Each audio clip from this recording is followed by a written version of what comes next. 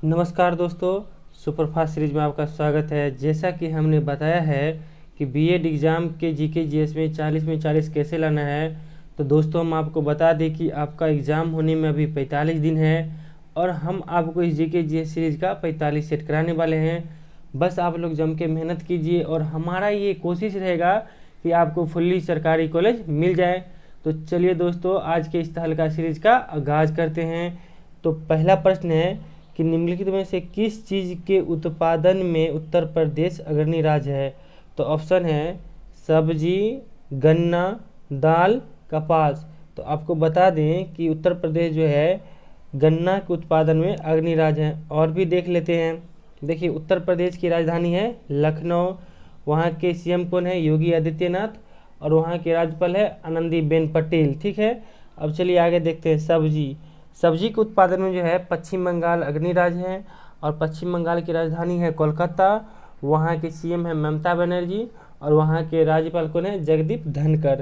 अब देखिए दाल के उत्पादन में जो है मध्य प्रदेश अग्रणी राज्य है और मध्य प्रदेश की राजधानी है भोपाल, वहाँ के सीएम कौन है? शिवराज सिंह चौहान है और वहाँ की राज्यपाल आनंदीबेन पटेल है, जिन्हें अतिरिक्त प्रभार मिला हुआ है। अब देखिए, कपास के उत्पादन में जो है गुजरात अग्रणी राज्य है और गुजरात की राजधानी है गांधीनगर और वहाँ के सीएम कौन है? गुजरात के विजय रूपानी है और राज्यपाल है आचार्य देवव्रत। ठीक है, आगे भी और कुछ देख लेते हैं। देखिए, छोटी इलायची के उत्पादन में जो है केरल अग्रणी राज्य है और केरल को मसालों का बगीचा कहा जाता है। ठीक है, अब देखिए बड़ी इलायची के उत्पादन में सिक्किम सबसे अग्रणी राज्य है। अब चलिए अगला प्रश्न देखते हैं। अगला प्रश्न है कि इंसुलिन की कमी से शरीर में कौन बीमारी होता है। तो ऑप्शन है रतौंधी, टाइफाइड, डायबिटीज़, घेंगा रोग। तो आपको बता दूं कि इंसुलिन की कमी से डायबिटीज़ रोग होता है। और देखिए, जिन्हें इंसुलिन की कमी हो जाता है उन्हें यदि घाव हो जाए, कट उठ जाए, तो उनका घाव ठीक नहीं होता है जल्दी। ठीक है, उन्हें एंटी इंसुलिन का डोज लेना पड़ता है। और आपको बता दें कि इंसुलिन जो है अग्नाशय के बीटा सेल से उत्पादन होता है। चलिए आगे बढ़ते हैं। अगला है रतौंधी। ठीक है, देखिए रतौंधी जो है विटामिन ए की कमी से होता है और इनमें जो है रात में दिखाई देना कम हो जाता है। तो इसीलिए हरा सब्जी सबको खाना चाहिए। हरा सब्जी में भरपूर विटामिन होता है और गाजर में सबसे ज़्यादा विटामिन ए की मात्रा पाई जाती है। ठीक है, अब देखिए टाइफाइड जो है दूषित जल से होता है। इनमें छोटी आंत प्रभावित होता है। अब अगला देखिए घेंगा रोग जो है आयोडीन की कमी से होता है। इनमें जो है गला के नीचे गलकट निकल जाता है, जिन्हें आप देखिएगा फुल्ला फुल्ला टाइप का रहता है। तो इसीलिए जिनको आयोडीन की शरीर में कम मात्रा होती है उन्हें ये रोग हो जाता है। घेंगा रोग होने की और भी प्रबल संभावना होती है। ठीक है, चलिए अगला प्रश्न देखते हैं। अगला प्रश्न क्या है? निम्न में से किस शासक का मकबरा सासाराम में है। तो ऑप्शन है शेरशाह सूरी, अकबर, हुमायूं, शाहजहां। तो आपको बता दें कि सासाराम में जो है शेरशाह सूरी का मकबरा है। और भी देख लेते हैं। अकबर का जो मकबरा है सिकंदरा यूपी में है, हुमायूं का मकबरा जो है दिल्ली में है। और आपको बता दें कि ये जो है बिहार बीएड 2020 में जो है पूछा गया था। ठीक है, तो आपको और भी एक बात बता दें दोस्तों, आप यूट्यूब पे वीडियो खोजेंगे तो बहुत सारे बतेरों वीडियो मिल जाएंगे। कोई किसी बुक का फ़ोटो खींच के एडिट करके दे देता है। दोस्तों, आपको सिलेबस के लिए क्या चाहिए वो हम मेहनत करते हैं। हम जानते हैं कि आपके एग्ज़ाम में क्या आता है नहीं आता है। हम इस पर पूरा अध्ययन किए हैं। 2018, 2019, 2020 का आप सिलेबस उल्टा के देख लीजिए। पूरा 40 में 40 क्वेश्चन बनने वाला रहता है। पूरा बउआ लेवल का क्वेश्चन रहता है। अभी हमको बीपीएससी लेवल का नहीं ना पढ़ाना है आपको, हम भी तो दे सकते हैं ना। तो हम आपके लिए बस वही कंटेंट खोजते हैं जो आपके लिए लाइक हो। बस दोस्तों, आप पूरा वीडियो देखिए। यदि आपको हेल्पफुल लगता हो तो हमें कमेंट करके ज़रूर बताइए। ठीक है, चलिए अगला प्रश्न देखते हैं। अगला प्रश्न है कि निम्न में से किस घटना के लिए 1905 जाना जाता है। तो ऑप्शन है असहयोग आंदोलन, बंगाल विभाजन, दांडी मार्च और चंपारण आंदोलन। यहाँ आंदोलन होगा। ठीक है दोस्त, अब आपको बता दूं कि 1905 जो है बंगाल विभाजन के लिए जाना जाता है। और भी देख लीजिए, असहयोग आंदोलन जो है दोस्तों 1 अगस्त 1920 को चालू हुआ था। इसी के पहले दिन ही जो है बाल गंगाधर तिलक की मृत्यु हो गई थी। आपको प्रश्न ये भी आ सकता है कि किस क्रांतिकारी की मृत्यु असहयोग आंदोलन के पहले ही दिन हो गया, तो बाल गंगाधर तिलक होगा। अब देखिए दांडी मार्च, यह जो है गुजरात में गांधी जी के द्वारा 12 मार्च 1930 से लेकर 6 अप्रैल 1930 तक चला, 24 दिन ये चला था। अब आपको बता दें चंपारण आंदोलन, इनमें जो है राजकुमार शुक्ल जो है गांधी जी से मिले थे और चंपारण के किसानों की दुर्दशा उनको बताए, तो उन्हीं की दुर्दशाओं के लिए सुधार के लिए जो है गांधी जी बिहार आए थे, ठीक है, और पहली बार किसी जन आंदोलन में वो भाग लिए थे। चलिए तो अगला प्रश्न देखते हैं। अगला प्रश्न है कि निम्न में कौन अमेरिका के संविधान से लिया गया है। ऑप्शन में है नीति निर्देशक तत्व, मौलिक कर्तव्य, मौलिक अधिकार और संसद, ठीक है। तो आपको बता दें कि जब हमारा संविधान बन रहा था तो बहुत सारे पार्ट हैं जो बाहरी संविधान से भी लिया गया है, जिनमें जो है मौलिक अधिकार जो है अमेरिका के संविधान से लिया गया है और इनका वर्णन भाग 3 में 12 आर्टिकल 12 से 36 में किया गया है। चलिए और भी देख लेते हैं आगे कुछ। देखिए नीति निर्देशक तत्व, इनकी जो है चर्चा जो है भाग 4 में है और आर्टिकल 36 से 51 में, ये जो है आयरलैंड के संविधान से लिया गया है, ठीक है। अब देखिए मौलिक कर्तव्य, यह जो है रूस के संविधान से लिया गया है, इनकी चर्चा जो है 4 के क में है, भाग 4 के क में है और आर्टिकल 51 के क में है, ठीक है। अब देखिए संसद, यह जो है भाग 5 में इसकी चर्चा है, आर्टिकल 79 में है। अब यह जो है ब्रिटेन के संविधान से लिया गया है, ठीक है। अब अगला प्रश्न देखते हैं। अगला प्रश्न है कि निम्न में किस संस्था का मुख्यालय मुंबई में है। ऑप्शन में है आरबीआई, नाबार्ड, एसबीआई और सभी। तो आपको बता दें कि इन सभी का मुख्यालय जो है मुंबई में। इनके अलावा जो है जैसे बैंक ऑफ इंडिया हुआ, सेंट्रल बैंक ऑफ इंडिया, इनका भी मुख्यालय मुंबई में, ठीक है। मुंबई को जो है भारत की औद्योगिक राजधानी भी कहते हैं और इन्हें माया नगरी भी कहते हैं, ठीक है। चलिए अगला प्रश्न देखते हैं कि निम्न में कौन सा तत्व मानव जाति में प्राकृतिक रूप से नहीं पाया जाता है। तो ऑप्शन है तांबा, जिंक, आयोडीन, सीसा, ठीक है। तो आपको बता दें कि सीसा जो है मानव में प्राकृतिक रूप से नहीं पाया जाता है।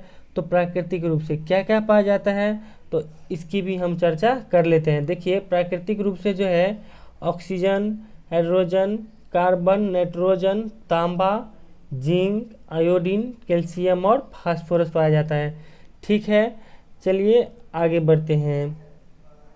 अगला प्रश्न है कि निम्न में कौन रासायनिक अभिक्रिया। तो आपको बता दें कि अभिक्रिया 2 अभिक्रिया होती है, एक रासायनिक और एक भौतिक। तो देखिए भौतिक अभिक्रिया जो है जिसमें जो है सिर्फ उसका रूप परिवर्तन होता है, यानी पानी को वाष्प में बन जाना या पानी को बर्फ में बदलना, तो सिर्फ एक रूप में परिवर्तन होता है, फिर वो अपने पहले के मूल रूप में आ सकता है। मगर रासायनिक अभिक्रिया में देखिए जिसका अपना मूल अस्तित्व ही खत्म हो जाए, ठीक है। जैसे आप कागज़ को जला देंगे तो क्या फिर वो कागज़ बन सकता है? नहीं। तो आप देखिए खुद से ये मारिए कि क्वेश्चन है कि निम्नलिखित में से कौन रासायनिक अभिक्रिया है। तो देखिए ऑप्शन है बर्फ का जमना, पानी को वाष्प में बदलना, कागज़ का जलना, कोई नहीं। तो कौन होगा रासायनिक अभिक्रिया? कागज़ का जलना।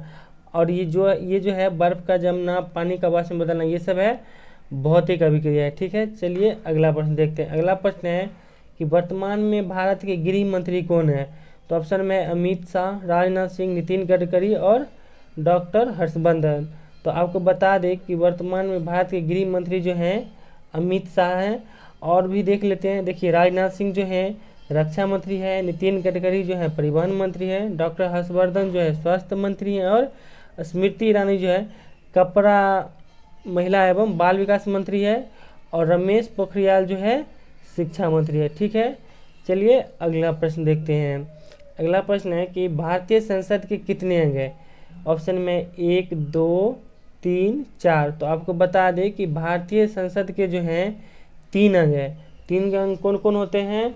राष्ट्रपति, लोकसभा और राज्यसभा, ठीक है। संसद के 3 होते हैं, राष्ट्रपति, राज्यसभा या लोकसभा, ठीक है। आपको बता दें कि वर्तमान में जो है भारत में लोकसभा की 552 सीटें हैं, जिनमें सिर्फ 545 सीटों पर चुनाव होता है और इनमें भी 2 एंग्लो इंडियन को मनोनीत किया जाता है।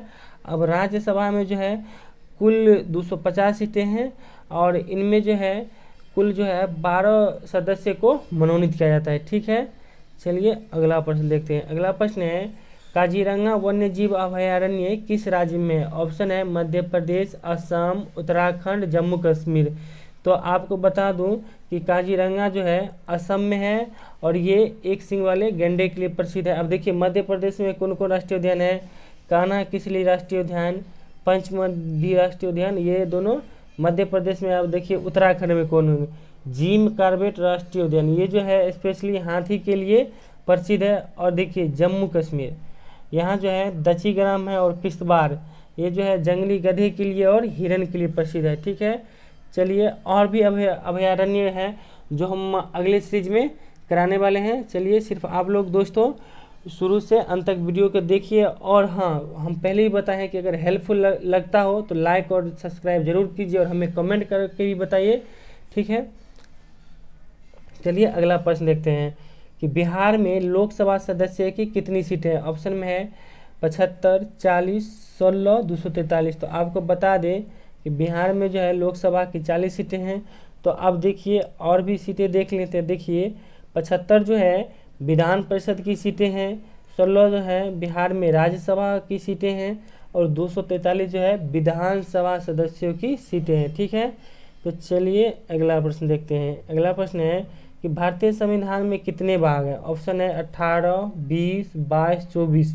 तो आपको बता दूं कि भारतीय संविधान जब बन रहा था तो उस समय जो है संविधान में 22 भाग थे। ठीक है, 8 अनुसूची थी और 395 अनुच्छेद थे। ठीक है, मगर वर्तमान में 22 भाग, 12 अनुसूची और 395 अनुच्छेद है। ठीक है, चलिए अगला प्रश्न देखते हैं। अगला प्रश्न क्या है? कहता है कि किस राज्य ने अप्रैल 2016 में शराब पर प्रतिबंध लगा दिया? तो ऑप्शन है बिहार, उत्तर प्रदेश, पश्चिम बंगाल, महाराष्ट्र। तो आपको बता दें कि बिहार जो है अप्रैल 2016 में शराब पर प्रतिबंध लगा दिया और बिहार में वर्तमान में भी शराब पर पूर्ण प्रतिबंध लगा हुआ है। और बिहार के अभी कौन है? सीएम नीतीश कुमार है और यहाँ के राज्यपाल कौन है? फाल्गु चौहान है। ठीक है, अब चलिए उत्तर प्रदेश। देखिए उत्तर प्रदेश की राजधानी है लखनऊ, यहाँ के राज्यपाल है आनंदीबेन पटेल। और पश्चिम बंगाल, यहाँ के राजधानी क्या है? कोलकाता है और राज्यपाल है जगदीप धनखड़, सीएम है ममता बनर्जी। अब महाराष्ट्र देखिए, महाराष्ट्र की राजधानी मुंबई है और भगत सिंह कोश्यारी जो है यहाँ के राज्यपाल है। ठीक है, और सीएम कौन है यहाँ के? उद्धव ठाकरे हैं। चलिए अगला प्रश्न देखते हैं। अगला प्रश्न है कि 2011 की जनगणना के अनुसार सबसे कम जनसंख्या घनत्व किस राज्य की है? तो ऑप्शन है उत्तर प्रदेश, अरुणाचल प्रदेश, बिहार और कोई नहीं। तो देखिए आपको बता दें कि सबसे कम जनसंख्या घनत्व 2011 की जनगणना के अनुसार जो है अरुणाचल प्रदेश की है, मात्र 17 है प्रति वर्ग किलोमीटर। ठीक है, अब जनगणना से महत्वपूर्ण बातें देख लीजिए। देखिए 2021 की जो जनगणना हो रही है यह जो है देश की 16वीं जनगणना है और स्वतंत्र भारत की 8वीं है। तो और यह भी याद रखिए दोस्तों कि यह जो है 16 भाषा में हो रहा है। ठीक है, अब भारत में जो जनगणना की शुरुआत 1872 में लॉर्ड मेयो के समय में हुई थी और नियमित जनगणना की शुरुआत जो है 1881 में चालू हुआ था। ठीक है, बस आप लोग इम्पोर्टेंट ये रखिए, करंट से हो सकता है ये पूछ दे कि यह जो है 2021 की जनगणना कितनी भाषा में हो रही है? तो 16 भाषा में। और यह कौन सी है? 16वीं जनगणना है। ठीक है, आप सिंपली याद रख सकते हैं। चलिए अगला प्रश्न देखते हैं। अगला प्रश्न है कि एपी कल्चर किससे संबंधित है? तो ऑप्शन है मधुमक्खी, मछली, कीट और रेशम का कीड़ा। तो आपको बता दें कि एपी कल्चर जो है मधुमक्खी पालन से संबंधित है। और भी पालन देख लेते हैं। देखिए सेरीकल्चर, इसमें जो है रेशम के कीड़े को पालन किया जाता है। पीसी कल्चर, मछली का पालन किया जाता है। फ्लोरिकल्चर, फूल के इसमें फूल का उत्पादन किया जाता है। ठीक है, चलिए अगला प्रश्न देखते हैं। निम्न में से कौन सा रोग बैक्टीरिया के संक्रमण के कारण होता है? तो ऑप्शन में है रेबीज, कैंसर, टिटनेस, मलेरिया। तो आपको बता दें कि टिटनेस जो है बैक्टीरिया का कारण होता है।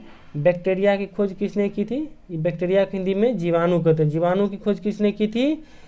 लिवेन हॉक ने की थी। ठीक है, अब देखिए जीवाणु जो है इनसे होने वाला बीमारी कौन कौन है? टिटनेस है, हैजा है, टाइफाइड है, निमोनिया है, टीबी है और काली खांसी है। और चलिए विषाणु से भी बताते हैं। देखिए विषाणु की खोज किसने की थी? इवानोस्की ने की थी तंबाकू के मोज़ेक रोग पर खोज के समय, ठीक है। अब देखिए विषाणु, ये जो है एड्स जो है विषाणु से होता है, चेचक भी विषाणु से होता है, पोलियो विषाणु से होता है, डेंगू बुखार विषाणु से होता है और रेजिम विषाणु से होता है, ठीक है। देखिए दोस्तों, आप लोग को हम एक बात बता दूं कि कोई भी चीज़ अगर आप 100% उसमें सफल होना चाहते हैं तो 100% अपना दीजिए, जम के मेहनत कीजिए और कोई भी चीज़ आप लोग रेगुलर बना रहिए, ठीक है। ये नहीं कि आज एक वीडियो देख लिए फिर अगले दिन नहीं। जो ही वीडियो आपको पसंद आए, जिस भी चैनल का है, ये नहीं कहते हैं कि आप मेरा ही देखिए, दूसरे का ही देखिए, बस आप लोग रेगुलर बने रहिए। 45 दिन बाकी है, बस आप लोग दोस्तों हम यही चाहेंगे कि अच्छा से अच्छा स्कोर कीजिए, फुली गवर्नमेंट कॉलेज लीजिए और पूरा 1.5 लाख रुपया का आप बचत कीजिए। चलिए अगला प्रश्न देखते हैं। अगला प्रश्न है कि निम्नलिखित में से कौन रबी की फसल है? तो ऑप्शन है कपास, तंबाकू, चना और चावल, ठीक है। तो आपको बता दें कि अच्छा चलिए पहले रबी की फसल देख लेते हैं, ठीक है। देखिए रबी की फसल जो है यह अक्टूबर नवंबर में बोई जाती है तथा फरवरी मार्च में काटी जाती है, ठीक है। इसमें देखिए कौन कौन आता है? गेहूँ, चना, मटर, मसूर, सरसों, आलू इत्यादि। तो चलिए आप लोग देख लिए दोस्त। तो अब हमारी अब क्वेश्चन है निम्नलिखित में से कौन रबी की फसल है? तो देखिए कपास, तंबाकू, चना, चावल। तो अभी आपने ऑप्शन में देखा है कि रबी की फसल में चना है, ठीक है। तो कौन होगा यहाँ? रबी की फसल चना होगा, ठीक है। अब जो भी है सब खरीफ की फसल है, कपास, तंबाकू, चावल ये सब खरीफ की फसल है। चलिए खरीफ की फसल भी देख लेते हैं। देखिए खरीफ की फसल जो है जून जुलाई में बोई जाती है और अक्टूबर के अंत तक काट ली जाती है, ठीक है। और ये इसमें कौन कौन फसल आते हैं? धान, मक्का, बाजरा, मूंगफली, गन्ना इत्यादि, ठीक है दोस्तों। बस आप लोग ये याद रखिए। और यदि दोस्तों मेरा ये सीरीज आपको अच्छा लगा हो, हेल्पफुल लगा हो, तो मेरे चैनल को सब्सक्राइब और लाइक ज़रूर कर दीजिए और अपने दोस्तों में शेयर कर दीजिए। बस हम यही कहेंगे कि 100% कुछ पाने के लिए आप अपना 150% दीजिए। बस यही दोस्तों, अगर हमारा ये सीरीज हेल्पफुल लगा हो तो हमें कमेंट करके बताइए। Thank you.